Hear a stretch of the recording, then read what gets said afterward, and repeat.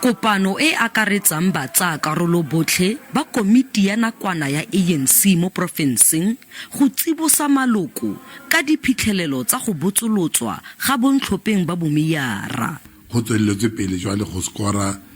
ba ileng gore ba tla ba tsweletse rona ka gore e ranwa ke independent committee ya panel e tlhopuweng ke national. Rona re emetse fela report tswang go bona e tla be e tlhalosa gore mongwe le mongwe ba ne ba interview ba tsamaile jwang ba ba gonneng ba ba sa gonang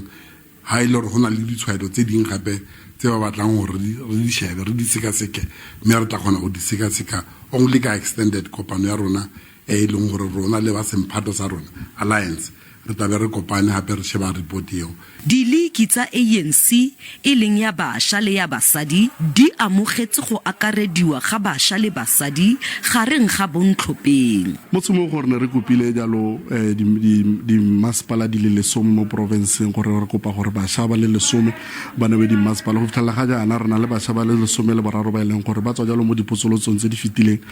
mo mafelong a beke a re tswa mo gone. Jaanong re le mokgatlho wa bašwa re ka bua jalo re ka notse sehuba gore re itumetse thata thulaganyo e ya gore a ba tlhotlhiwe go feta gore e nne gore kemo ya masepala e mo bophirima e nne kemo e re tareng ga se tsosang lefatshe gore Northwest always dipholo tsa teng especially tsa ditšhelete di ko tlase di masepala ga di bereke ya nngwe re dumela gore tlhotlho e ya bomme ke tla thusang bomme le gore ba tsosa serodumo sa dipuso sa legae mo bophirima. Re sa le fo go solofetswe fa maina a bontlhopheng ba ba atlegileng a tla tlhagisiwa pele beke eno e ya bokhutlong pele ga dikopano tsa dikgotlatoropo. Sentle English, SABC News, Rustenburg.